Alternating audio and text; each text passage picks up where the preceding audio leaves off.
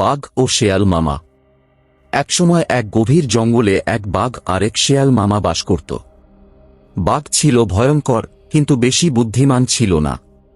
আর শেয়াল ছিল ধূর্ত, সবকিছু ফন্দি এঁটে চালাত।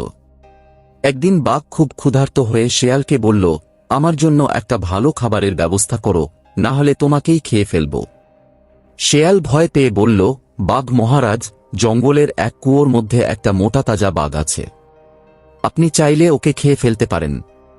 বাঘ শুনে খুব খুশি হল এবং কুয়োর কাছে গেল।